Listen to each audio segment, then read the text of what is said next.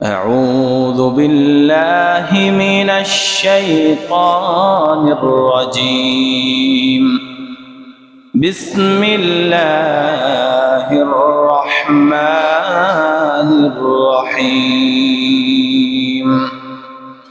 يا أيها الذين آمنوا اتقوا الله ولتنظر نفس ما قدمت لغد واتقوا الله إن الله خبير بما تعملون. صدق الله العظيم وصدق رسوله النبي الكريم ونحن على ذلك من الشاهدين والشاكرين والحمد لله رب العالمين. اللهم صل على سيدنا مولانا محمد وعلى آله وأصحابه وبارك وسلم. আল্লাহ রাব্বুল আলামিনের দরবারে অসংখ্য অগণিত শুকরিয়া, যিনি আমাদেরকে আজকের এই মহিমান্বিত রাতে একত্রিত হয়ে ইশার নামাজ জামাতের সাথে আদায় করার এবং তৎপরবর্তী সুন্নত ও বিতির আদায় করার পর ধৈর্যের সাথে আমাদেরকে বসার এবং কোরআন ও হাদিসের কিছু কথা বলার ও শোনার মতো তৌফিক দান করেছেন। অন্তরের অন্তঃস্থল থেকে শুকরিয়া আদায় করছি, জবান দিয়ে আওয়াজ করে বলি আলহামদুলিল্লাহ। রাব্বুল আলামিনের শুকরিয়া যদি কেউ আদায় করে, আল্লাহ রাব্বুল আলামিন তাকে নেয়ামত আরো বেশি বৃদ্ধি করে দেন। আল্লাহ তাআলার দেয়া নেয়ামত পাওয়ার পর কেউ যদি শুকরিয়া আদায় না করে বরং অকৃতজ্ঞ হয়, অস্বীকার করে, কুফরি করে, আল্লাহ রাব্বুল আলামিন তার প্রতি রাগান্বিত হন এবং তাকে কঠিন আযাবে নিপতিত করেন। নাউযুবিল্লাহ। বুখারী শরীফের একটি হাদিসের মধ্যে রাসূলুল্লাহ সাল্লাল্লাহু আলাইহি ওয়াসাল্লাম তিন ব্যক্তির একটি ঘটনা তুলে ধরেছেন, যাদেরকে আল্লাহ রাব্বুল আলামিন পরীক্ষা করেছেন। পরীক্ষায় যারা উত্তীর্ণ হয়েছে তাদেরকে আল্লাহ রাব্বুল আলামিন তাদের নিয়ামত আরো বেশি বৃদ্ধি করে দিয়েছেন। আর যারা পরীক্ষায় উত্তীর্ণ হয়নি বরং তারা আল্লাহর নিয়ামত পেয়ে অস্বীকার করেছে, অকৃতজ্ঞ হয়েছে, আল্লাহ রাব্বুল আলামিন তাদের প্রতি রাগান্বিত হয়েছেন এবং তাদের থেকে নিয়ামত ছিনিয়ে নিয়েছেন। ঘটনাটি হচ্ছে এমন, আল্লাহ রাব্বুল আলামিন তিনজন ব্যক্তিকে পরীক্ষা করার মনস্থ করলেন। তিনজন ব্যক্তির মধ্যে একজন হচ্ছে শ্বেত রোগী, আকরা। শ্বেত রোগী বলতে যেই লোকদের চামড়াগুলো একদম ধবধবে সাদা হয়, চুল থেকে শুরু করে মাথার থেকে একদম পায়ের তলা পর্যন্ত একদম ধবধবে সাদা হয়। এরা সূর্যের মধ্যে বের হলে তাকাতে পর্যন্ত এদের অনেক কষ্ট হয়। যদিও মানুষ সৌন্দর্যের প্রতি এবং সাদা রঙের প্রতি একটু বেশি আগ্রহী থাকে, আকৃষ্ট থাকে, কিন্তু এটা এত বেশি সাদা যে এটার প্রতি কেউ আগ্রহী না, বরং এটাকে একটা রোগ হিসেবে চিহ্নিত করা হয় এবং কেউ এদের সাথে জেনে শুনে একটা আত্মীয়তার সম্পর্ক পর্যন্ত করতে চায় না। কারণ এটা মানুষ দেখে শুনে যে এরকম একটা রোগী মানুষের সাথে কিভাবে আমরা আমাদের সম্বন্ধ করতে পারি। সুতরাং ওই লোকটা এত সাদা চামড়াওয়ালা হওয়ার পরেও তার কাছে এটা খুবই অস্বস্তিকর, বিব্রতকর এবং খুবই এটা তার কাছে বিরক্তিকর ও খারাপ লাগার বিষয়। আল্লাহ রাব্বুল আলামিন এমন চামড়াওয়ালা একজন শ্বেত রোগীকে পরীক্ষা করতে চাইলেন যে দেখি তাকে আমি নেয়ামত দেই, তাকে সুস্থতার নেয়ামত আমি দেব।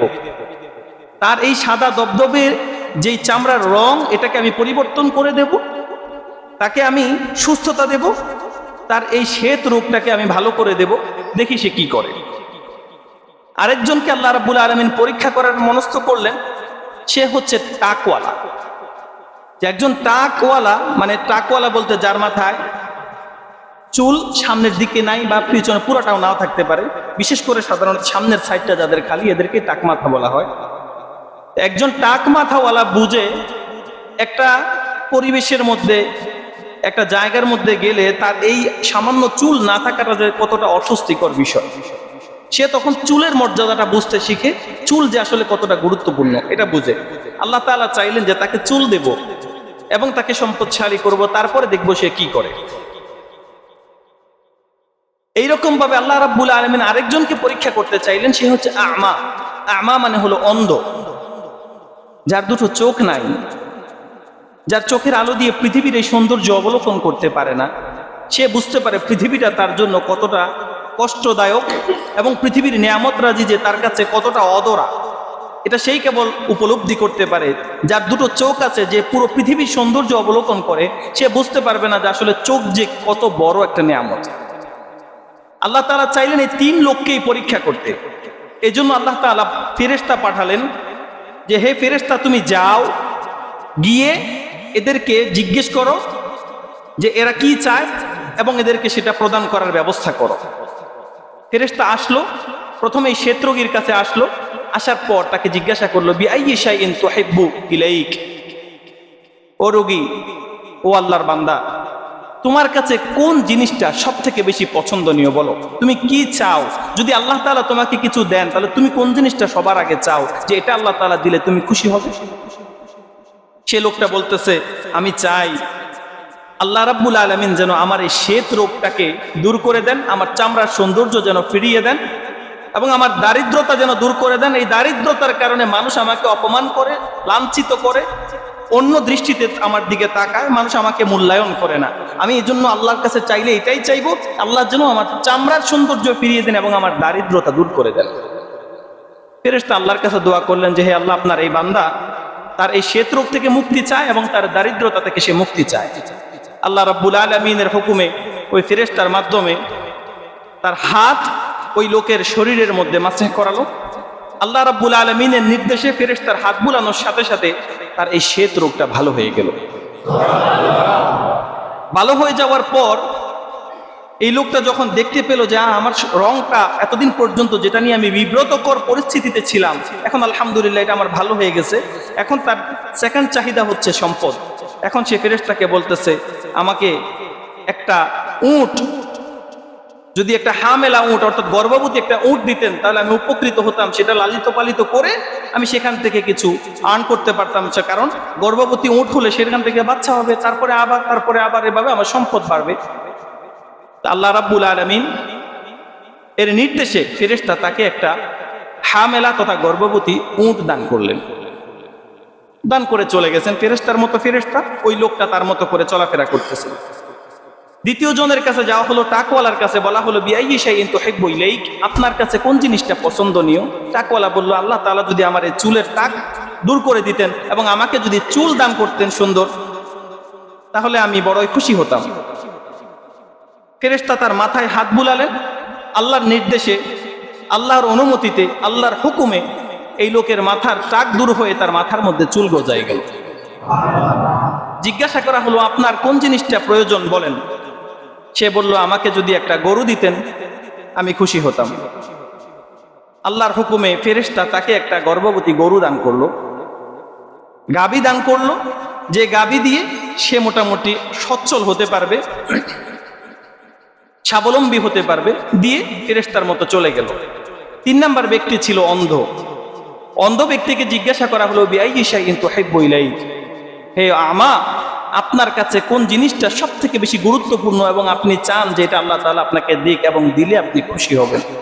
অন্ধ ব্যক্তি বলল, আমাকে যদি আমার আল্লাহ চোখের দৃষ্টি ফিরিয়ে দিতেন, ইয়ারুদ্দু ইলাইয়া বাসারি, যদি আমার আল্লাহ আমার এই চোখের দৃষ্টি ফিরিয়ে দিতেন তবেই আমি বড় খুশি হতাম। ফেরেশতা তার চোখের উপর হাত বুলিয়ে দিল, আল্লাহর হুকুমে তার চোখের আলো ফিরে পেল। জিজ্ঞাসা করা হলো, আপনি কি চান, সম্পদের মধ্যে কি হলে আপনার ভালো হয়? বলল, আমাকে যদি ছাগল দিতেন আমি খুশি হতাম। সে তার মতো করে চাহিদা, তো তাকেও গর্ভবতী ছাগি দেয়া হলো, দিয়ে ফেরেশতার মতো করে ফেরেশতা চলে গেছে। কয়েক বছরের মাঝখানে উটওয়ালার উট, গরুওয়ালার গরু, ছাগলওয়ালার ছাগল, এগুলোকে লালন পালন করার মাধ্যমে তারা বিশাল সম্পদওয়ালা হয়ে গেছে। এত বেশি সম্পদ হয়েছে যে ওই এক এক অঞ্চলের মধ্যে ওরা বিশাল ধনী হয়ে গেছে। আল্লাহ রাব্বুল আলামিন পরীক্ষার চূড়ান্ত পর্যায়ে ফেরেশতাকে আবার পাঠালেন। এরা যা যা চাইছে আমি তো তাদেরকে সেটা দিয়েছিলাম, এটা তো তাদের পাওনা ছিল না, আমি আল্লাহ তাদেরকে দিয়েছিলাম। ও ফেরেশতারা, যাও তো দেখি এবার, তুমি যে উট দিয়েছিলে সেই উট থেকে তাদের কাছে এখন একটা উটের বাচ্চা চাও তো, দেয় কিনা দেখো তো। যাকে গাবি দিয়েছিলে তার কাছ থেকে একটা গাবির বাচ্চা চাও তো, দেখো তো দেয় কিনা। যাকে ছাগি দিয়েছিলে গর্ভবতী, সে ছাগি থেকে তোমাকে একটা ছাগল দেয় কিনা, দেখো তো। ফেরেশতা গেল, যাওয়ার পরে যে উটওয়ালা তাকে বলল, ভাই রে, আমি সফরে বের হয়েছিলাম, সফরে বের হওয়ার পর আমার থলেতে যা ছিল সব হারিয়ে গেছে, আমি তো নিঃস্ব মুসাফির মানুষ, বাড়িতে যাব সেই সুযোগটাও আমার কাছে নাই, যদি আমাকে একটা উট দিতা, তোমার উটে সাওয়ার হয়ে আমি একটু আমার গন্তব্যে পৌঁছতে পারতাম, দিবে কি আল্লাহর ওয়াস্তে, আল্লাহর খুশির জন্য আমাকে একটা উট?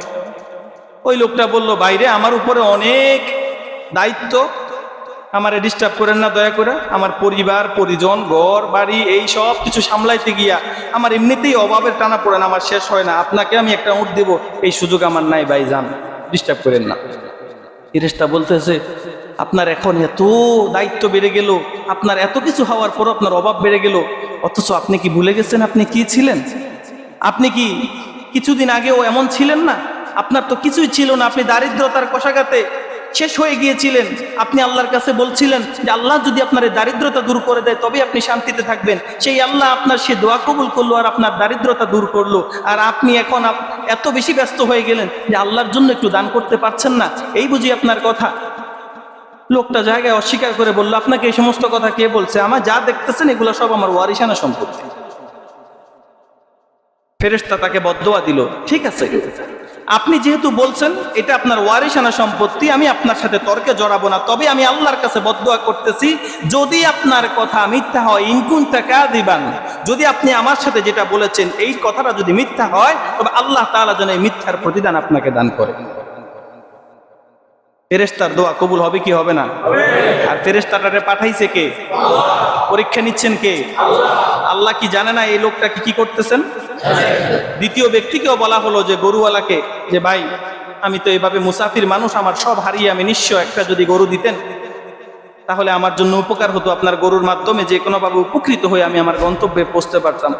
গরুওয়ালাও ওই উটওয়ালার মতো একই রকমের উত্তর দিল, আমার অবস্থা বেশি ভালো না, আমার নানা রকমের ব্যস্ততা, নানা রকমের আমার ডাল পালা অনেক গজায় গেছে, এদিকে দিতে হয় ওইদিকে দিতে হয়, মেয়ে বিয়ে দিছি সেখানে জামাইয়ের বাড়িতে দিতে হয়, ব্যয়কে খুশি করতে হয়, বেআইনকে খুশি করতে হয়, নানা রকমের আমার ভাই সমস্যা, এমনিই আমি টানাটানের মধ্যে আছি, আপনাকে দিতে পারবো না। বললো, এখন তোমার এত অভাব হয়ে গেল, অথচ কিছুদিন আগে তো তোমার কিছুই ছিল না, যেই আল্লাহ তোমার কিছু না থাকা থেকে এত কিছু দিল, তবুও তোমার অভাব শেষ হলো না, আল্লাহর ওয়াস্তে একটা গরু দিতে পারলে না তুমি? বললো, ভাই এগুলা কোত্থেকে বলেন, এগুলো আমার ওয়ারিসানা সম্পত্তি। ফেরেশতা তার জন্য বদদোয়া করলো, ইন কুনতা কাযিবান লানাতুল্লাহ আলাইক, যদি তুমি মিথ্যা বলে থাকো তা আল্লাহ লানত করবে এবং তোমার এই মিথ্যার প্রতিদান আল্লাহ তোমাকে দেবে। এটা বলে ফেরেশতা চলে গেল। 3 নাম্বার যে অন্ধ ব্যক্তি ছিল, যাকে আল্লাহ তাআলা দৃষ্টি ফিরিয়ে দিয়েছেন এবং যার জন্য একটা ছাগি দেয়া হয়েছিল, তাকে গিয়েও সেই একইভাবে ওই মালায়েকা ওই ফেরেশতা বলতেছে, ভাই আমি তো মুসাফির মানুষ, রাস্তায় সব হারিয়ে নিঃস্ব হয়ে পড়েছি, যদি একটা ছাগল আমাকে দিতেন, সেটা বিক্রি করে বা সেটাকে ব্যবহার করে আমি আমার গন্তব্যে যেতাম, আপনি কি আমাকে একটা ছাগল আল্লাহর ওয়াস্তে দিবেন? আল্লাহ খুশি হবেন।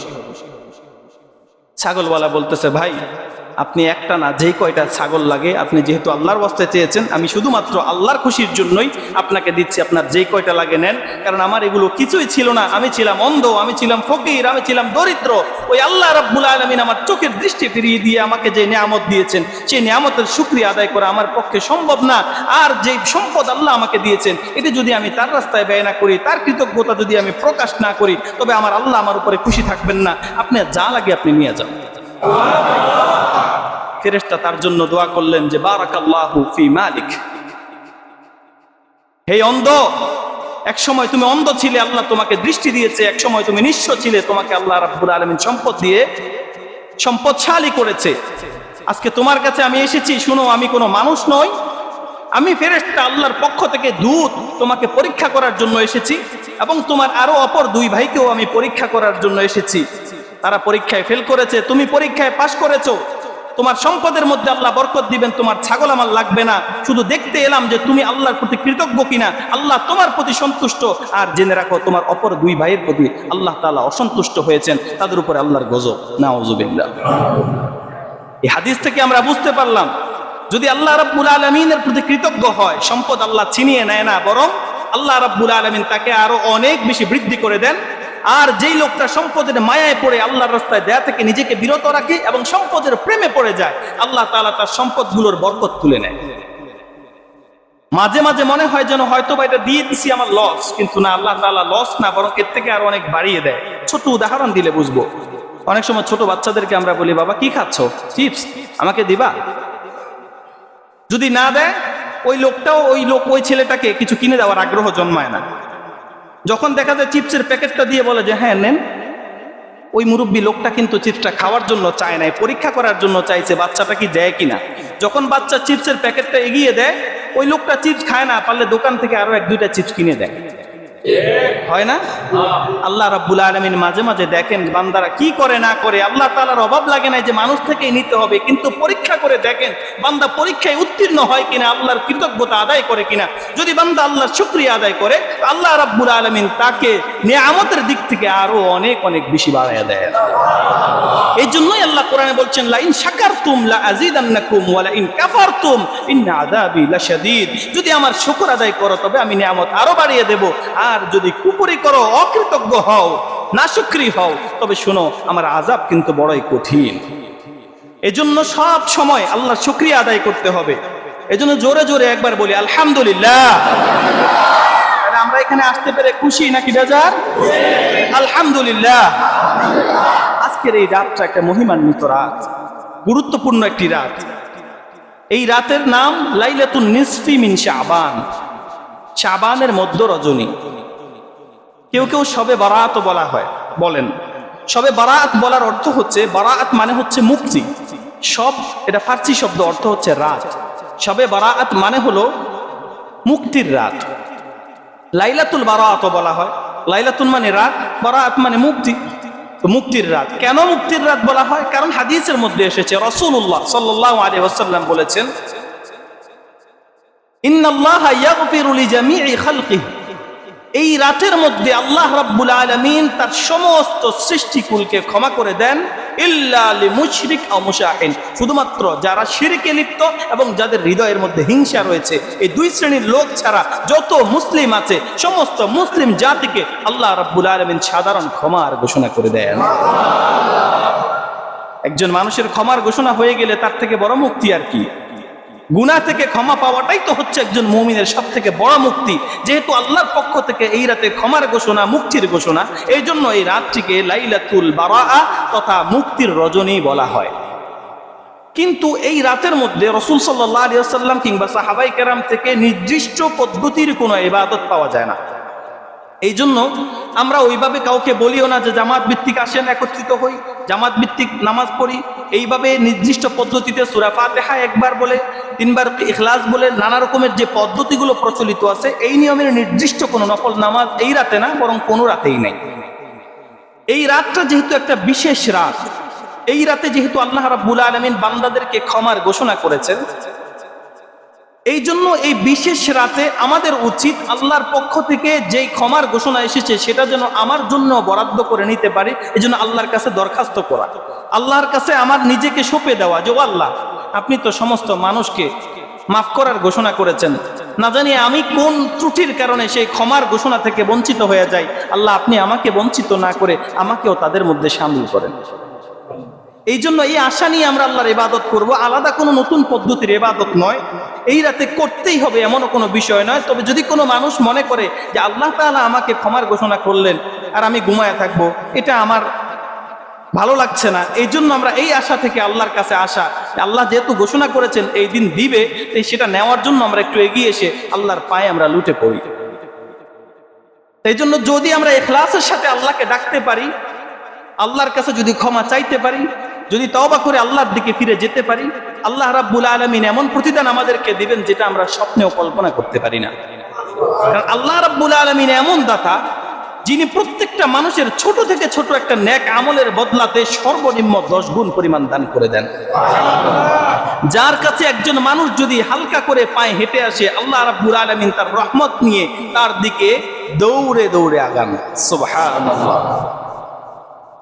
কেউ যদি 1 বিঘা পরিমাণ আল্লাহর দিকে এগিয়ে যায়, আল্লাহ রাব্বুল আলামিন 1 হাত পরিমাণ বান্দার দিকে এগিয়ে আসেন। সুবহানাল্লাহ।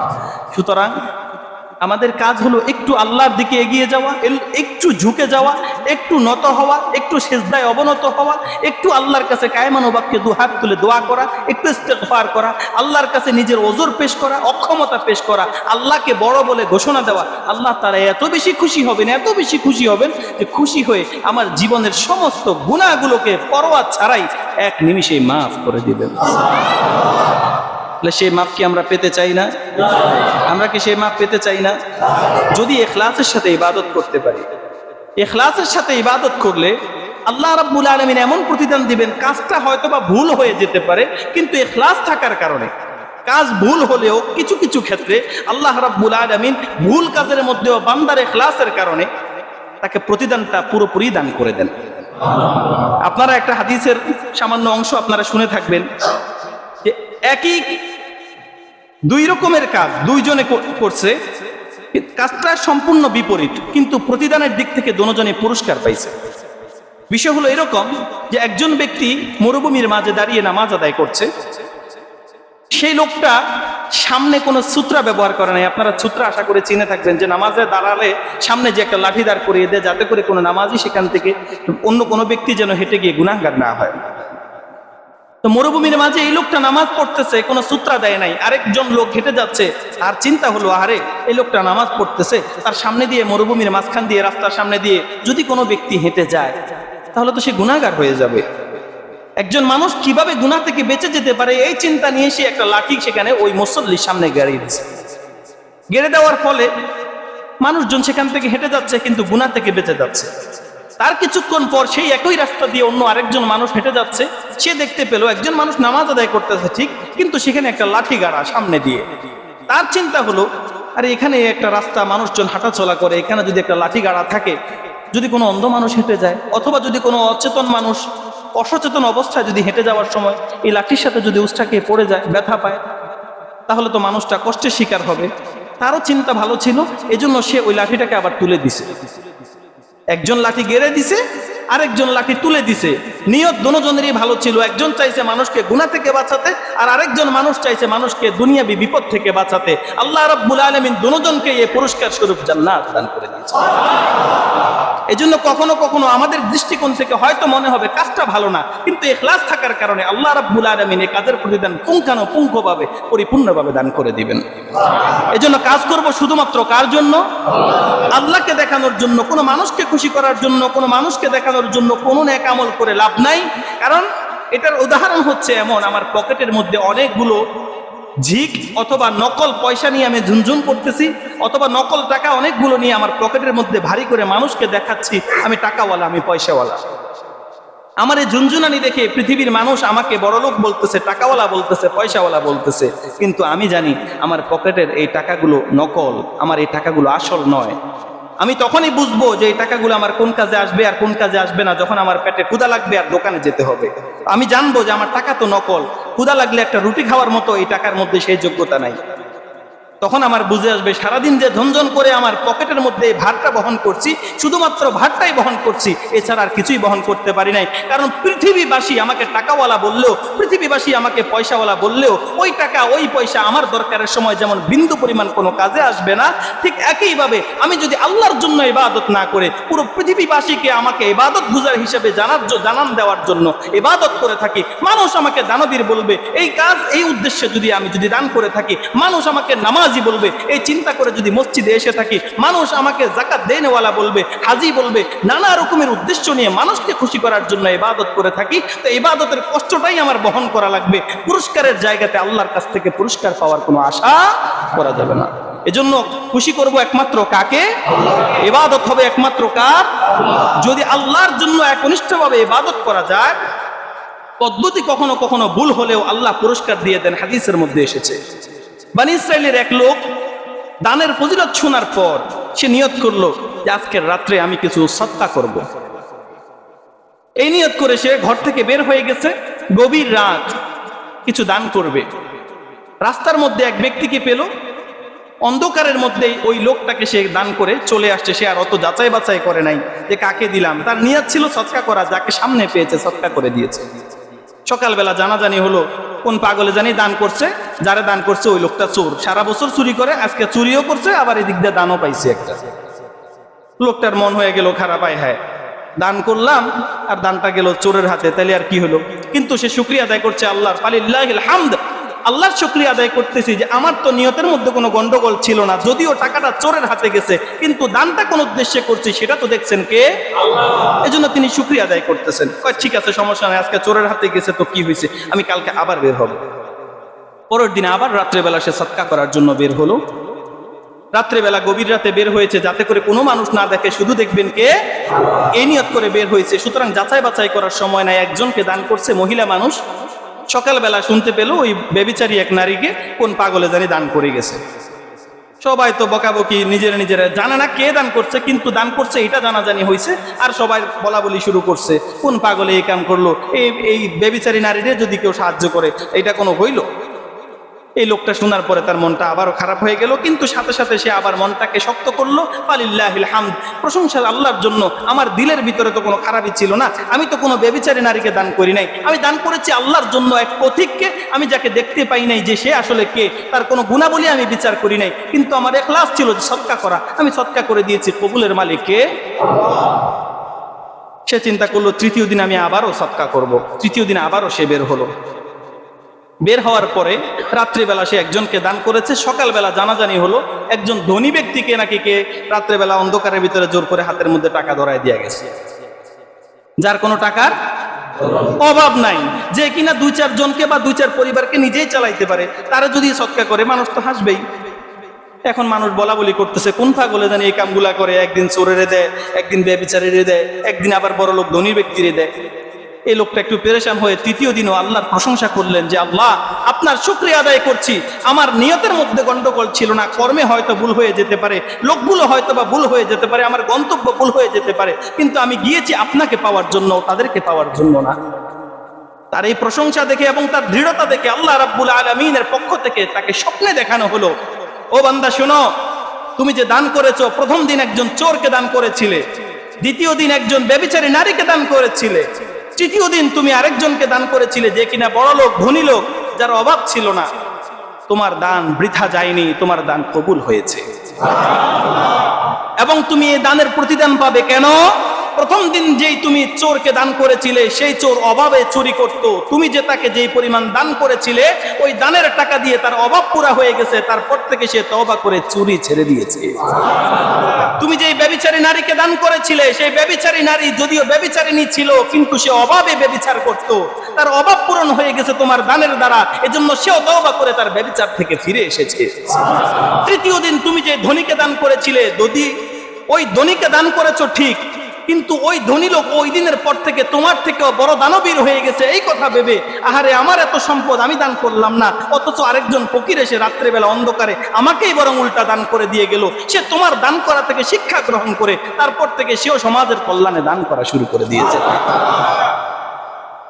এই জন্য বললাম আল্লাহ রাব্বুল আলামিনের খুশির জন্য যদি কেউ ইবাদত করে, কখনো কখনো হয়তো বা পদ্ধতিগত ভুল হয়ে যেতে পারে, গন্তব্যের মধ্যে ঝামেলা হয়ে যেতে পারে, কিন্তু ইখলাস যদি দিলের ভিতরে থাকে, তাকওয়া যদি একমাত্র আল্লাহর জন্য হয়, খুশি যদি একমাত্র আল্লাহকেই করা উদ্দেশ্য হয়, আল্লাহ রাব্বুল আলামিন কোনো না কোনোভাবে অবশ্যই খুশি হয়ে যাবেন। সুবহানাল্লাহ। আর যদি এইরকম ভাবে একনিষ্ঠভাবে আল্লাহকে খুশি করার জন্য ইবাদত করতে পারি, আল্লাহ রাব্বুল আলামিন এই ইবাদতের ওসিলায় কখনো কখনো দুনিয়ার অনেক বড় বিপদ থেকেও আমাদেরকে মুক্তির ব্যবস্থা করে দিবেন। আর চিরস্থায়ীভাবে জাহান্নাম থেকে মুক্তির ব্যবস্থা তো আছেই, সেটা তো বলা বাহুল্য। বনী ইসরাইলের মধ্যে এইরকম 3 জন লোক, বিরক্ত হচ্ছেন? বিরক্ত হলে বলবেন, বেশি বিলম্ব আর করবো না, ইনশাআল্লাহ অতি সত্বরই শেষ করব। বনী ইসরাইলের মধ্যে 3 জন লোক একবার হঠাৎ করে সফরে বের হলো। চলতে চলতে হঠাৎ করে পথিমধ্যে তাদের খুব ক্লান্তি তাদেরকে ভর করলো। তা আরব দেশে ওই সময়ের মানুষ বেশিরভাগ আশ্রয়ের জন্য হয়তো বা গাছতলা অথবা কোনো গুহার মধ্যে গিয়ে আশ্রয় নিত, যেমনটা হেরা গুহাতে রাসূলুল্লাহ সাল্লাল্লাহু আলাইহি ওয়াসাল্লাম বিভিন্ন সময় আশ্রয় নিতেন, আরো বিভিন্ন গুহাতে রাসূল সাল্লাল্লাহু আলাইহি ওয়াসাল্লাম বা সাহাবায়ে কেরামগণ আশ্রয় নিতেন, কখনো রেস্ট করতেন, আসহাবে কাফের লোকেরা গর্তের মধ্যে অবস্থান করছেন, এরকম। তো তারাও বনী ইসরাইলের এই 3 জন লোক একটা গর্তের মধ্যে গিয়ে কতক্ষণ শোয়ার জন্য, রেস্ট করার জন্য শুয়েছে। আল্লাহর কি হুকুম, পাহাড় থেকে একটা পাথর খসে পড়ে তারা যে গুহার মধ্যে শুয়েছে সেই গুহার মুখটা পুরোপুরি বন্ধ হয়ে গেছে। 3টা লোক ভিতরে আটকা পড়ে গেছে, উপরে পাথর, এত বড় পাথর যে এই 3 জন কোনোভাবে সরিয়ে যে বের হবে এই সুযোগটা তাদের হাতে ছিল না। এখন তারা চিন্তায় পড়ে গেল, আয় হায় কি হলো, একটু রেস্ট করতে এলাম, পড়লাম বিপদে, এমন পাথর উপর থেকে পড়ছে, কাউকে ডাকবো নিচ থেকে যে ডেকে কাউকে বলবো একটু পাথরটা সরাও, সেই সুযোগও নাই। আর আমাদেরও এই পরিমাণ শক্তি নাই যে আমরা পাথরটাকে সরিয়ে সেখান থেকে বের হব। তো এখন কি করা যায়? 3 জনে মিলে পরামর্শ করে এটাই একমাত্র সিদ্ধান্ত হলো যে এই বিপদ থেকে একমাত্র বাঁচাতে পারেন যিনি, তিনি হলেন কে? আল্লাহ। তাহলে ডাকতে হবে কাকে? আল্লাহকে যদি ডাকার মতো ডাকতে পারি, কেবলমাত্র আল্লাহই পারেন এই পাথর থেকে আমাদেরকে মুক্তি দিতেন, এই গুহা থেকে আমাদেরকে মুক্তি দিতে। আল্লাহ রাব্বুল আলামিন ছাড়া আজকের এই বিপদ থেকে মুক্তি দেওয়ার মতো পৃথিবীর কোনো শক্তি নাই। কারণ আমরা যে এখানে পড়ে আছি মানুষ তো জানেই না। তারা পরামর্শ করলো আল্লাহর কাছে দোয়া করবে, কিন্তু তারা কি বলে আল্লাহর কাছে দোয়া করবে এটা নিয়ে একটু কনফিউশনে ছিল। তো তারা জীবনের ফিরিস্তিগুলা একটু হালকা মাথা দিয়ে নাড়ায় স্ক্যান করে দেখলো, তো জীবনে এমন কোনো কাজ কি করছি যেটা একমাত্র আল্লাহর জন্য করছি, সেইটার উসিলায় আল্লাহর কাছ থেকে মুক্তি চাইবো, দেখি আল্লাহ কি করেন। মাথা ঘুরাইতে ঘুরাইতে ঘুরাইতে ঘুরাইতে প্রথম লোকটার মনে পড়লো যে হ্যাঁ, আমার জীবনে এমন একটা আমল আছে যেই আমলটা আমি শুধুমাত্র আল্লাহকে খুশি করার জন্য করেছি, পৃথিবীর কাউকে খুশি করার জন্য করি নাই। আমি ওই নেক আমলের উসিলাতেই আল্লাহর কাছে দোয়া করব। সে আল্লাহর কাছে 2 হাত তুলে দোয়া করতেছে, আল্লাহ আপনি তো জানেন আমি একটা নেক আমল করেছি একনিষ্ঠভাবে ইখলাসের সাথে শুধুমাত্র আপনাকে খুশি করার জন্য। সেটি হলো, ঘরে আমার বৃদ্ধ বাবা ছিল, আমার সন্তানাদিও ছিল, কিন্তু কখনো আমি আমার বাবাকে না খাইয়ে আমার সন্তানদেরকেও খাওয়াই নাই, আমি নিজেও খাইনি। কারণ আপনি নির্দেশ দিয়েছেন বৃদ্ধ পিতামাতার প্রতি যেন আমি সদাচরণ করি, ইহসান করি। এজন্য আমি ইহসান বলতে এটাই বুঝেছি প্রথম, যে আমার বাবাকে সবার আগে প্রায়োরিটি দিতে হবে, অন্যদেরকে পরে। যদিও সন্তানের প্রতি আমার মায়া মহাব্বত ছিল, আমার নিজের প্রতিও ছিল অগাধ, কিন্তু এরপরেও আমি সব কিছুকে বাদ দিয়ে আপনার নির্দেশ মান্য করতে গিয়ে আমি আমার বাবাকে প্রাধান্য দিয়ে সব সময় প্রথমেই আগে আমার বাবাকে খাওয়াতাম, তারপরে আমার সন্তান, তারপরে আমি খেতাম। ও আল্লাহ, আপনি তো জানেন একদিন ঘটনাক্রমে আমি বাহির থেকে আসতে একটু দেরি হয়ে গিয়েছিল, আমার বাবা মাকে আমি খাবার দিতে পারি নাই। ক্লান্ত শ্রান্ত বদন নিয়ে শুয়ে পড়েছেন, উনি ঘুমিয়ে পড়েছিলেন। আমি বাহির থেকে এসে দেখি উনি ঘুমন্ত অবস্থায়, কিন্তু উনাকে তো আমি খাওয়াতে পারলাম না। এদিক দিয়ে আমার সন্তানরা কান্নাকাটি করছে। আল্লাহ আপনি তো সাক্ষী, আমি চাইলে আমার সন্তানদেরকে খাওয়াতে পারতাম এই কথা ভেবে যে বাবা তো ঘুমাইছে, ঘুম থেকে উঠলে খাওয়াতে পারবো, কিন্তু আমি যে আপনাকে খুশি করার জন্য ইহসানের বদলা হিসেবে আমি আমার বাবাকে না দিয়ে যে সন্তানকে দিতে পারি না, এই জন্য অপেক্ষা করছিলাম। কিন্তু বাবার ঘুমে ডিস্টার্ব হবে এই কথা ভেবে বাবাকে ঘুম থেকেও আমি জাগাচ্ছিলাম না, দাঁড়িয়ে দাঁড়িয়ে অপেক্ষমান ছিলাম কতক্ষণে বাবার ঘুম ভাঙবে, বাবা ঘুম থেকে উঠবে, উঠে আমার কাছ থেকে বাবা খাবার খাবে, তারপর আমার সন্তানকে দিব।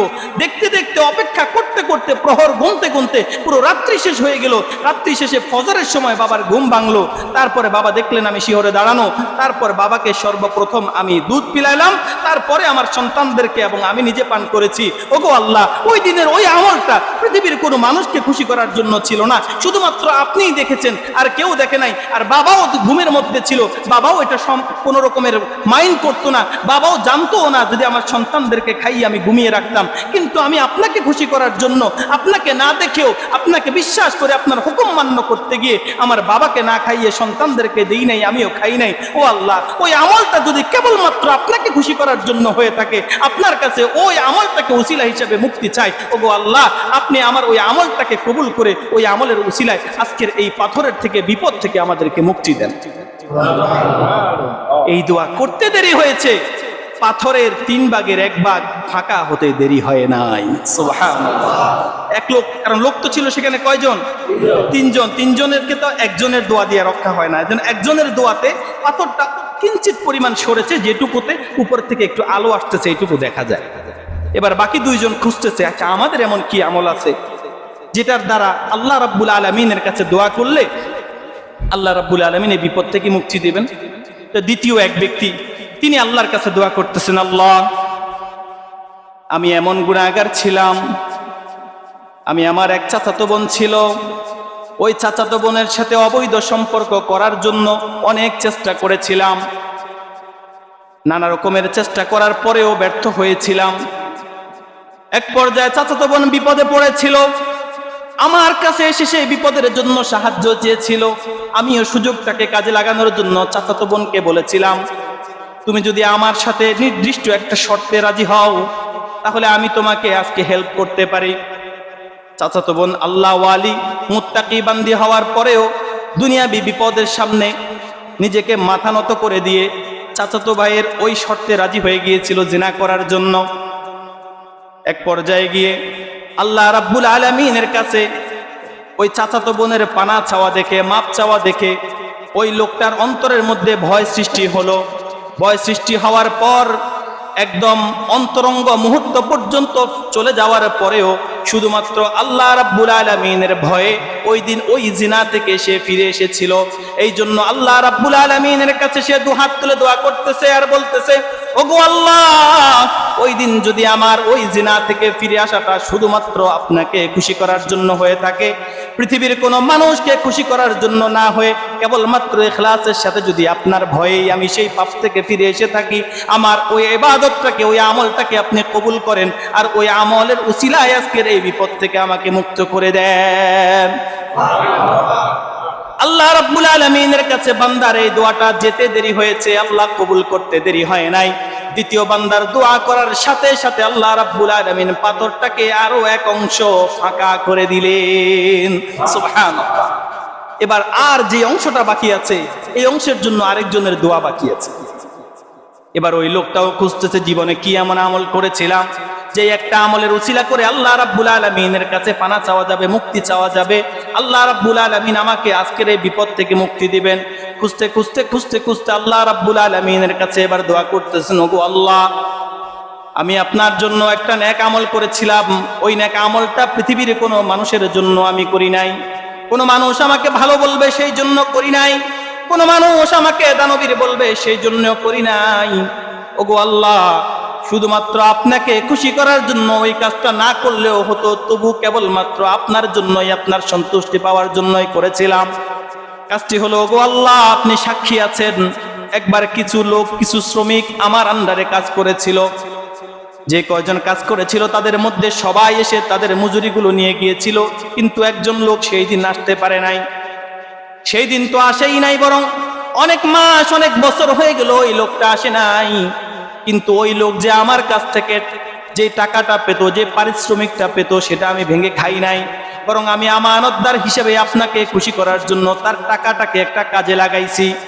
ওই টাকা দিয়ে আমি একটা ছাগল কিনেছিলাম, ছাগলটাকে লালন পালন করার পরে ওই ছাগল বড় হয়েছে, সেখান থেকে বাচ্চা হয়েছে, ওইগুলোকে বিক্রি করে গরু কিনেছি, তারপরে সেখান থেকে অনেক হয়েছে, সেখান থেকে উট হয়েছে, সম্পদের পাহাড় হয়ে গেছে। কয়েক বছর পর ওই লোকটা এসে আমার কাছে বলল, ও ভাই, কিছুদিন আগে, কয়েক বছর আগে আমি আপনার আন্ডারে কাজ করেছিলাম, কিন্তু আপনার থেকে আমি পারিশ্রমিকটা নিতে ভুলে গিয়েছিলাম। এতদিন পরে আমার মনে হলো, আর আমি এদিক দিয়ে যাচ্ছিলাম, আমি মনে করেছি আমার যে পারিশ্রমিকটা বাকি ছিল সেটা একটু নিয়ে যাই। ও ভাই, আপনি আমার পারিশ্রমিকটা একটু দিয়ে দিলে আমি কৃতজ্ঞ থাকতাম। ওগো আল্লাহ, আমি তাকে ওই দিনের ওই সামান্য কয়েক টাকা দিয়ে ফিরিয়ে দিলে সেই লোকটাও বরং খুশি হয়ে যাইতো, তার কোনো অভিযোগ থাকতো না, সে ওইটা পেয়েই বরং অনেক খুশি হয়ে যাইতো। কিন্তু আমি ওইটা করি নাই, তার ওই টাকাটাকে আমি নিজ থেকে দায়িত্ব নিয়ে লালন পালন করে ওই টাকাটাকে নড়াছড়া করে এমন অবস্থানে পৌঁছাইছি, তার ওই টাকা থেকে, অল্প টাকা থেকে বিশাল টাকার সম্পদের পাহাড় হয়ে গিয়েছিল। আমি তাকে অফার করলাম, ও ভাই, এতদিন পরে আপনি আসলেন, তখন আপনার টাকাটা নিলেন না, এতদিন পরে আপনার ওই টাকাটাকে আমি নিজের মতো করে একটু নড়াছড়া করিয়েছি, দেখেন আপনার ওই টাকা থেকে আজকের এই উটগুলো আপনার সম্পদে পরিণত হয়েছে, ওইগুলাই হলো আপনার ওই পারিশ্রমিক, সবগুলো আপনি নিয়ে যান। লোকটা বলতেছে, ভাই, আপনি আমার সাথে মস্করা করতেছেন, এত বছর পরে আসলে কি হয়েছে, টাকা তো আপনার কাছে পাওনা আছি, মস্করা কেন করতেছেন? আমার টাকাগুলো আমাকে দিয়ে দেন, আমি চলে যাই। লোকটা বলতেছে, ভাই আমি আপনার সাথে মস্কারা করতেছি না, আল্লাহকে সাক্ষী রেখে বলছি, আপনি ওই দিন যে টাকাটা বাকি রেখে গিয়েছিলেন, ওই টাকাটা বাকি রেখে গেলেও আমি আপনার টাকা মেরে দিব এই চিন্তা করি নাই, বরং ভেবেছি এই টাকাটা আপনি নিলেও তো কোনো না কোনো কাজে লাগাইতেন, এই জন্য আপনার পক্ষ থেকে টাকাটাকে আমি কাজে লাগাইছিলাম, আর এই পর্যায়ে এসে আপনার টাকাটা এত গুণ বৃদ্ধি পেয়েছে, সুতরাং এই সম্পদ আমার নয়, এই পুরা সম্পদ হচ্ছে আপনার, আপনি পুরোটাই নিয়ে যান। ওগো আল্লাহ রাব্বুল আলামিন, আপনাকে সাক্ষী রেখে বলছি, ওই দিনের ওই কাজটা, ওই সম্পদ দান করে দেওয়াটা, ওই লোকটাকে পুরোপুরি জিনিসগুলো বুঝিয়ে দেওয়াটা আমার জন্য কতটা চ্যালেঞ্জিং ছিল একজন মানুষ হিসাবে। আপনি তো আল্লাহ আমার দিলের খবর জানেন, কিন্তু আমি তার থেকে এগুলো নেই নাই, বরং সে তাকে যখন দিয়ে দিয়েছি, সে যে নিয়ে গিয়েছে, আমি তার থেকে আর ব্যাক নেই নাই, ফিরিয়ে নেই নাই, তাকে পুরোটাই সম্পদ দিয়ে দিয়েছিলাম। অল্প টাকার সম্পদকে হাজার গুণ বৃদ্ধি করে তাকে আমি পুরোটা দিয়ে দিয়েছিলাম। ওই দিনের ওই কাজটা কেবলমাত্র যদি আমি আপনাকে খুশি করার জন্যই করে থাকি, ওগো আল্লাহ ওই আমলটাকে কবুল করে আজকে আমাকে এই বিপদ থেকে আপনি নাজাত দিয়া দেন। এই লোকটা যখন আল্লাহ রাব্বুল আলামিনের দরবারে এই দোয়াটা করলো, ওই আমলের উসিলা দিয়ে প্রথম ব্যক্তি দ্বিতীয় ব্যক্তির মাধ্যমে অর্ধেক যেটা সরে গিয়েছিল, বাকি যেই অর্ধেক বাকি ছিল, তৃতীয় ব্যক্তির দোয়া করতে দেরি হয়েছে। আল্লাহ রাব্বুল আলামিনের হুকুমে পাথর ওই গুহার উপর থেকে সরে যেতে আর দেরি হয় নাই। সুবহানাল্লাহ।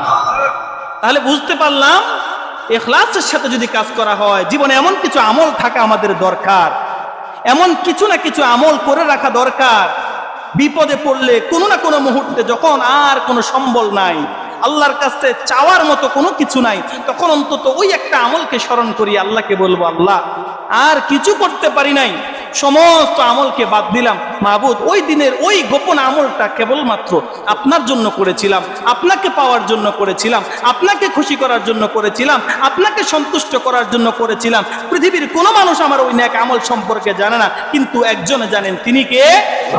এইরকম কিছু একটা আমল করে রাখার দরকার আছে না নাই? পুরো পৃথিবী আমার পাপের সাক্ষী, কিন্তু আমার নেকের সাক্ষী কেউ নাই।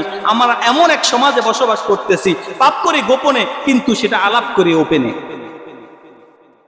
আচ্ছা না ভাই? কিছু মানুষ পাপ করছে গোপনে, কিন্তু বন্ধুর সাথে শেয়ার না করলে, ভাই বেরাদার সাথে শেয়ার না করলে ভালো লাগে না, মন কেমন যেন অন্যরকম ফিল হয়। এই জন্য এসে বলে দেয়, আজকে তো ওই কাজটা ঘটাই দিছি, আজকে তো ওই কাজটা করছি। নিজের পাপের সাক্ষী মানুষকে রেখে দেয়। আল্লাহ রাব্বুল আলামিন দয়া করে মাফ করে দিবেন, কিন্তু সাক্ষী হিসেবে যাকে রাখলাম, সে যখন আল্লাহর কাছে আবদার করে বলবে, অভিযোগ করে বলবে, আল্লাহ এই পাপের সাক্ষী তো আমি নিজে, তওবা করতে তো আমি দেখি নাই, সে যে পাপ করছে সেটা তো আমার কাছে স্বীকার করছে, তারা যে আপনি মাফ করে দিলেন।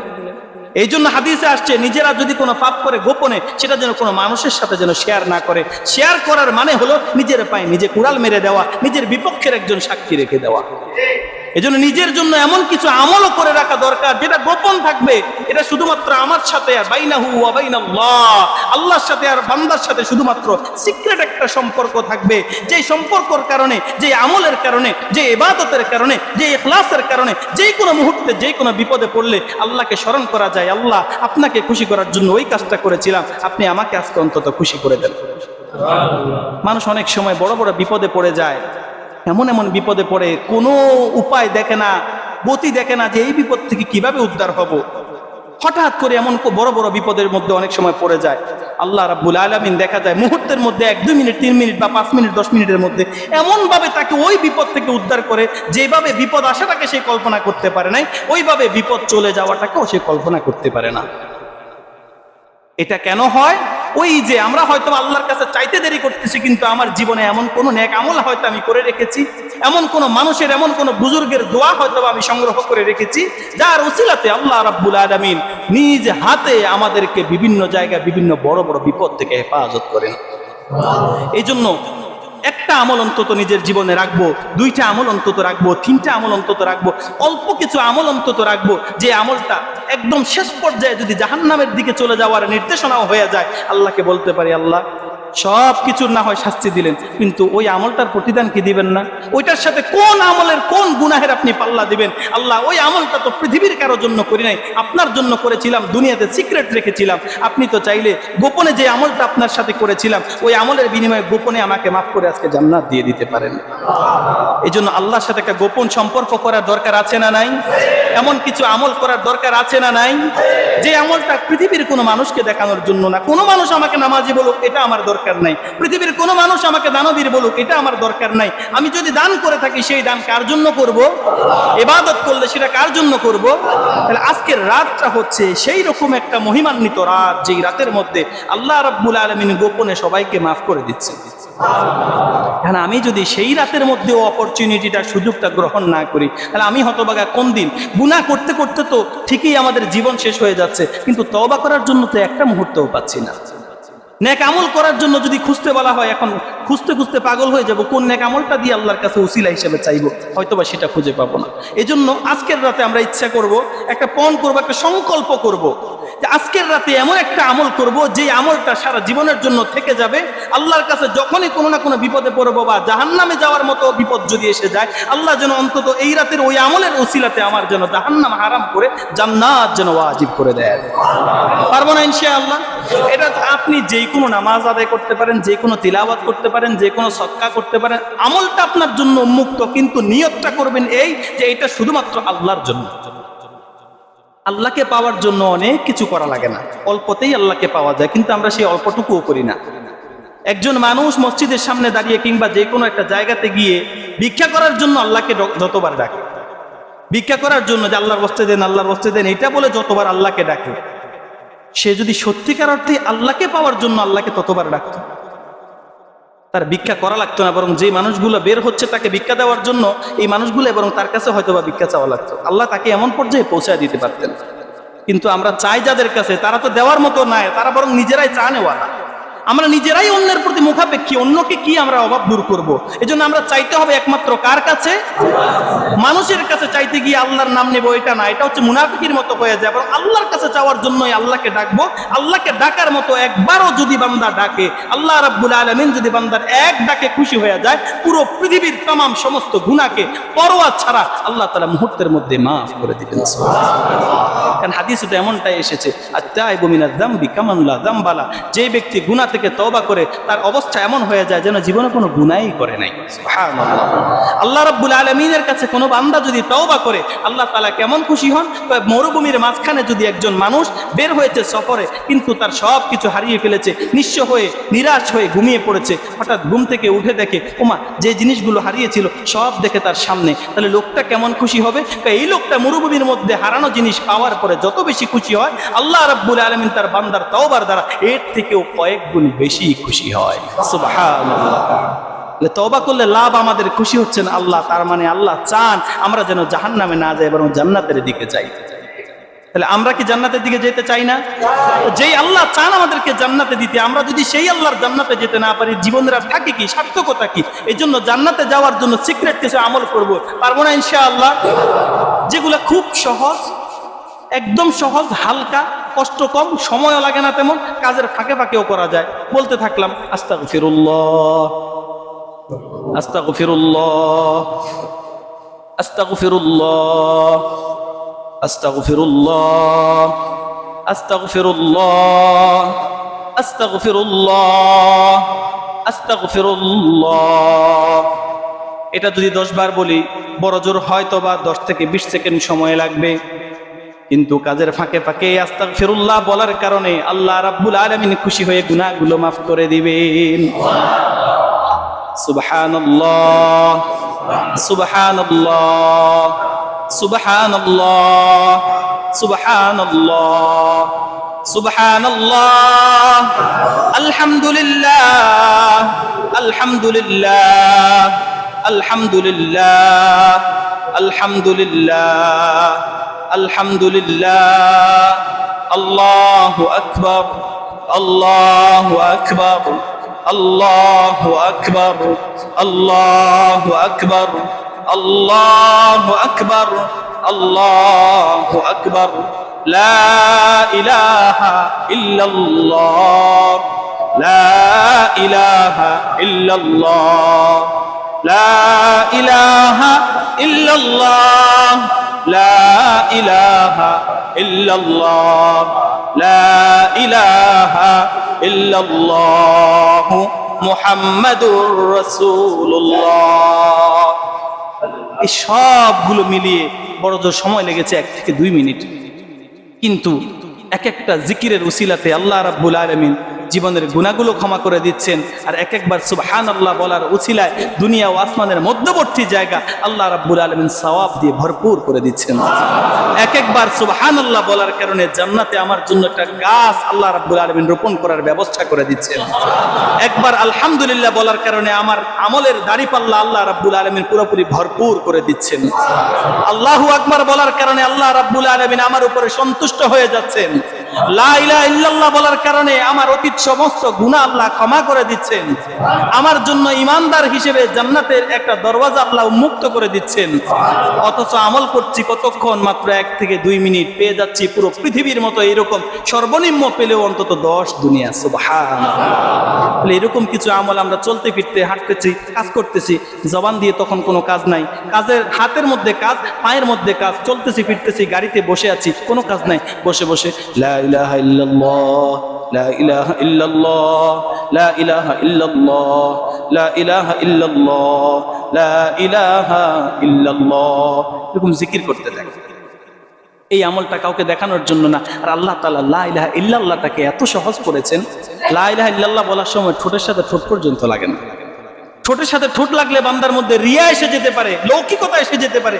মানুষ দেখবে আমি ঠোঁট নাড়াচ্ছি, তার মানে মনে হয় আমি বড় আমল গুজার, মনে হয় আমি ইবাদত গুজার। এটাও যেন না আসে। লা ইলাহা ইল্লাল্লাহটাকে আল্লাহ শিরক মুক্ত রাখার জন্য, রিয়া মুক্ত রাখার জন্য এত সহজ করে দিয়েছেন যে আপনি যে লা ইলাহা ইল্লাল্লাহ বলতেছেন এটা দুনিয়ার মানুষও বুঝতে পারবে না। সুবহানাল্লাহ। এটা যদি আমি গোপনে যদি আল্লাহর জন্য লা ইলাহা ইল্লাল্লাহ বলতে থাকি, আল্লাহ তাআলা যদি খুশি হয়ে যান, কবুল করে ফেলেন, বড় বড় বিপদ চলে আসতে পারে, গাড়ি অ্যাক্সিডেন্ট হয়ে যেতে পারে, সমস্ত মানুষ বিপদে পড়ে যেতে পারে, হইতে পারে আমার ওই লা ইলাহা ইল্লাল্লাহ আমাকে ওই ইখলাসের সাথে আমল করার কারণে বিপদ থেকে উদ্ধারের কারণ হয়ে যাবে, উসিলা হয়ে যাবে। এই জন্য যদি বিপদ থেকে বাঁচতে চাই, দুনিয়াবি এবং আখিরাতের সমস্ত বিপদ থেকে যদি বাঁচতে চাই, তো কিছু এমন আমল করার দরকার যেটা আর কারোর জন্য নয়, কেবলমাত্র কার জন্য হবে? আল্লাহর জন্য। তাহলে আমাদের গুনাহ আছে না নাই? গুনাহ আছে। নেক আমল করার দরকার আছে না নাই? গুনাহ থেকে ফিরে আসার দরকার আছে না নাই? গুনাহ থেকে ফিরে আসার উসিলা বা মাধ্যম কি? আল্লাহর কাছে তাওবা, আল্লাহর কাছে তাওবা করা। এখন সেই তাওবা যদি খালিস নিয়তে করতে পারি, তাওবার মানে হলো ফিরে আসতে হবে। যে গুনাহ করতেছি রানিং, সেই গুনাহটাকে ছেড়ে দিয়ে সেটা থেকে ব্যাক আসতে হবে। সে গুনাহ করা অবস্থাতে তাওবা করলে এটাকে তাওবা বলে না। সে গুনাহও করতেছি, ধরুন ওই যে আমাদের প্রধান বক্তা কালকে বলেছেন সুদের মধ্যে আছে, সুদে লাগানো অবস্থায় সুদের টাকা খাইতেছি, এমন অবস্থা যদি বলি আল্লাহ আমি আপনার কাছ থেকে সুদ থেকে তওবা করতেছি, অথচ তারে কালকে গিয়া ধর্ম মিয়া তুমি টাকা দাও না কেন, এটা কিন্তু তওবা হলো না। তওবার মানে হলো এতদিন খাইছি ঠিক আছে, আজকে তওবা করতেছি, কালকে ওই লোকের বলবো ভাই আপনি আমার মূল টাকাগুলো দিয়ে দেন, সুদ আমি আপনাকে মাফ করে দিলাম। এটা হচ্ছে মূল তওবা। যে আমি ঘুষ খাইতাম এতদিন, আমি কালকেও এরকম 2-3 জন ক্লায়েন্ট আছে, আমি তাদের কাছ থেকে ঘুষ নিতে পারতাম, কিন্তু তাদেরকে আমি কালকে বলে দিব ভাই আমি ঘুষ থেকে তওবা করেছি, আপনার কাজটা আমি করে দিব, কিন্তু ঘুষ আপনার থেকে আমি নেব না।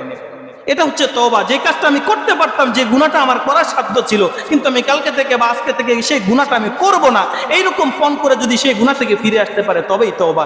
জেলখানার মধ্যে গিয়ে ফাঁসির আসামি যদি বলে আমি আর কখনো জিনা করব না, এটা তওবা না, কারণ সে জিনা করবে কি, বের হওয়ারই তো সুযোগ নেই।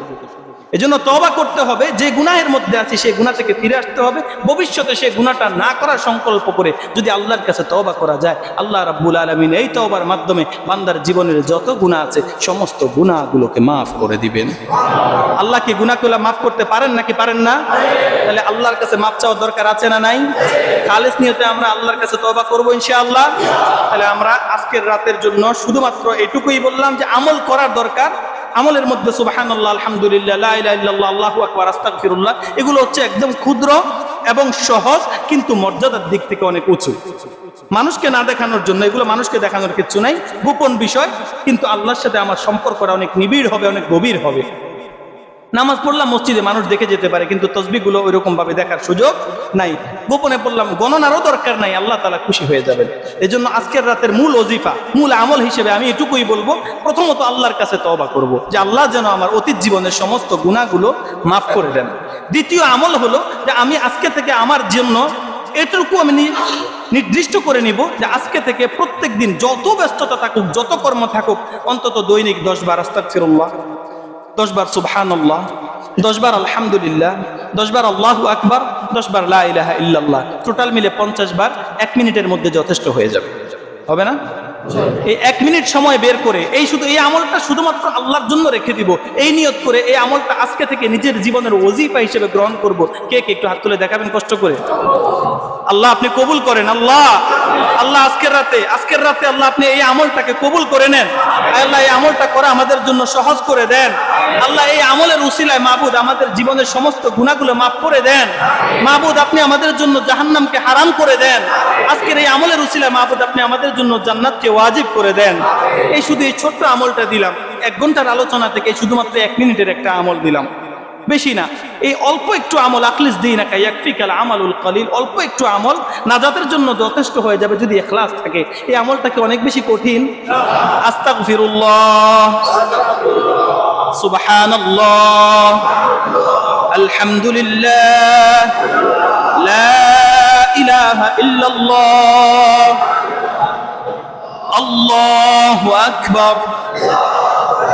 যদি একদম টেনে টুনেও পড়ে তাও একটা বলতে 2 সেকেন্ডের বেশি লাগবে না। সেই ক্ষেত্রে 50 বার বলতে বড় জোর 1.5 থেকে 2 মিনিটের বেশি লাগার কথা না। কিন্তু এই 2 মিনিটের উসিলায় হতে পারে আমার 2 যুগের গুনাহ আল্লাহ তাআলা মাফ করে দিবেন। তাহলে আমরা করবো ইনশাআল্লাহ। তাহলে আজকের পুরো আলোচনার একমাত্র সামারি হচ্ছে আমরা আজকে থেকে নিজের জীবনের জন্য একটা ওজিফা সেট করে নিব, যেটা পৃথিবী একদিকে চলে যাবে, আমার দুনিয়ার সমস্ত ব্যস্ততা সবকিছু একদিকে, কিন্তু আমি 2টা মিনিট নির্দিষ্ট করে রাখবো, যেই 2 মিনিটের মধ্যে পৃথিবীর কোনো ব্যস্ততা আমাকে গ্রাস করতে পারবে না, আমাকে ব্যস্ত করতে পারবে না, আমাকে বিমুখ করতে পারবে না। আর এই তসবিহগুলো পড়ার জন্য না আছে ওযুর দরকার, না আছে গোসলের দরকার, না আছে পবিত্রতার দরকার, না আছে কাপড়ের দরকার, কিচ্ছু দরকার নাই। শুধু বাথরুম ছাড়া যে কোনো জায়গাতে থাকে পড়লেই হবে। আল্লাহর জমিনের যে কোনো জায়গাতে শুয়ে বসে দাঁড়িয়ে হেলান দিয়ে কাজ হয়ে যে কোনো অবস্থাতে পড়ার সুযোগ আছে। পবিত্রতার জন্য গোসল করতে হবে, ওযু করতে হবে, কিচ্ছু লাগবে না। তাহলে এর থেকে সহজ আর কি? অথচ আমলের দিক থেকে, মর্যাদার দিক থেকে অনেক অনেক উঁচু মানের মর্যাদায় আমাদেরকে নিয়ে যাবে। তাহলে আজকের আমাদের ওজিফা হচ্ছে এটা। আর আজকের জন্য এটা হচ্ছে আমাদের জীবনের জন্য আমলটা আমরা নিয়ে নিলাম যে এই 1 থেকে 1.5 মিনিট বা 2 মিনিট সময় প্রত্যেক দিন আমার জীবন থেকে আমি বের করব, যে 2 মিনিট পৃথিবীর সবকিছু উলট পালট হয়ে গেল, 2 মিনিট আমি আল্লাহর জন্য বের করব। এই 2 মিনিট দিয়ে আমি শুধুমাত্র এই জিকিরগুলো করব। আর আজকের রাত্রের জন্য আমাদের আমল হলো আমরা আল্লাহর কাছে খালেস নিয়তে তওবা করব। এবং আজকের এই মুনাজাতের পরে আমরা যার যার জায়গাতে গিয়ে মসজিদে পড়লেও উন্মুক্ত, আপনারা চাইলে পড়তে পারেন, কিন্তু নফল নামাজ যেহেতু ঘরে পড়লে উত্তম, সেহেতু চাইলে আপনারা ঘরে গিয়েও পড়তে পারেন। বিবিরা অনেক সময় নামাজ পড়তে চায় না, চাইলে বিবিকে নিয়ে জামাতের সাথে নফল নামাজ আদায় করা যেতে পারে, এটা বরং উত্তম হবে। বিবিরাও অনেক সময় নামাজের প্রতি উদ্বুদ্ধ হলো যে আমার স্বামীর সাথে দাঁড়িয়ে নামাজ পড়তে পারলাম, একটা সৌভাগ্য, এরকম মনে করেও পড়তে পারে। বিবির সাথে দাঁড়ালে নামাজ সামনে এবং পিছনে দাঁড়াতে হয়। নামাজের মধ্যে দাঁড়ালে যদিও বিবি হালাল সব কিছু ঠিক আছে, কিন্তু গায়ে লেগে না, বিবি সামনে, স্বামী থাকবে সামনে, বিবি থাকবে পিছনে, যেন একজন আরেকজনকে না দেখে এবং টাচ না হয়। এরকম একটু দূরত্ব হয়ে আমরা সেভাবে দাঁড়িয়ে নামাজ আদায় করবে। এইরকম যদি নামাজ আদায় করে আল্লাহ তাআলা যদি নামাজ অবস্থায় মিয়া বিবি দুজনকে, স্বামী স্ত্রী দুজনকে যদি কবুল করে, এই দম্পতির জীবনে কি দুঃখ আর থাকতে পারে? আল্লাহ তাআলা রহমত দিয়ে পুরা ঘরটাকে ভরপুর করে দেবে না? 10 বছর 20 বছর পর্যন্ত সন্তানের জন্য পাগল পাড়ায় দম্পতিকে আল্লাহ রাব্বুল আলামিন সন্তান দান করবেন না? এদেরকে যদি না করে আল্লাহ রাব্বুল আলামিন কাদেরকে দান করবেন? আল্লাহ তাআলা রহিম কোন দিনের জন্য? আল্লাহ রাব্বুল আলামিন রহিম কোন দিনের জন্য? রহমান কোন দিনের জন্য? এই বান্দারা, এই বান্দিরা যদি আল্লাহকে নীরবে ডাকার পরেও আল্লাহ যদি তাদের ডাকে সাড়া না দেন, আল্লাহ রাব্বুল আলামিন তো রহিম রহমান হিসেবে এদেরকে কিছুই দেওয়া হলো না। এই জন্য আল্লাহ রাব্বুল আলামিনের কাছে গোপনে চাইবো, আজকের রাত্রে আমরা ঘরে গিয়ে শবে বরাত উপলক্ষে না, আমার জীবনের গুনাহ থেকে ফিরে আসার লক্ষ্য হিসেবে। কারণ শবে বরাতের উপলক্ষে বললেই তর্ক বিতর্ক শুরু হয়ে যাবে, হুজুর আপনি কই পাইছেন? আমি এই তর্কে যাইতে চাই না। আমি চাই আমার জীবন থেকে, আমার জীবনের মোড় ঘুরানোর জন্য, জীবনের পাপ থেকে ফিরে আসার জন্য, নতুন জীবনের সূচনা করার জন্য আমি 2 রাকাত নামাজ দিয়ে আমার জীবনে আজকেই আমি ফিরে আসতে চাই। এই জন্য এই উপলক্ষে আমরা 2 রাকাত নামাজ ঘরে গিয়ে অথবা মসজিদে পড়বো, এই নিয়তে যে আল্লাহ যেন এই 2 রাকাত নামাজের উসিলায় আমার অতীত জীবনের গুনাহগুলো মাফ করে নতুন জীবনে আমার জন্য আমল করাটা সহজ করে দেন। পারবো না ইনশাআল্লাহ? অনলি 2 রাকাত আমি অনুরোধ করছি, বাকিটুকু আপনাদের যাদের যা ইচ্ছা 4, 6, 8, 10 যা খুশি আপনাদের শারীরিক কন্ডিশন অনুযায়ী আপনারা আদায় করতে পারেন, না করলেও কোনো সমস্যা নাই। কিন্তু ওই তাসবিহটা মাথায় রাখবো, যে আমরা প্রত্যেক দিন 10 বার করে অন্তত, বেশি বললে আপনাদের ইচ্ছা, সর্বনিম্ন আমি আপনাদেরকে অনুরোধ করছি হিসাবে আপনারা 10 বার অন্তত ধরলেন, 10 বার করে 50 বার, ওইটা আমাদের প্রত্যেক দিনের জন্য আমল রাখলাম। আর আজকের দিনের জন্য 2 রাকাত নামাজ আমি আপনাদের কাছ থেকে চেয়ে নিচ্ছি। এই 2 রাকাত নামাজ আমরা সবাই পড়বো নফল হিসেবে, আল্লাহর কাছে তওবা করব। এটুকু আমল আমরা করতে পারবো না ইনশাআল্লাহ? আল্লাহ রাব্বুল আলামিন আমাদের প্রত্যেকের জন্য আমল করাগুলোকে সহজ করে দেন, সবাই বলে আমিন।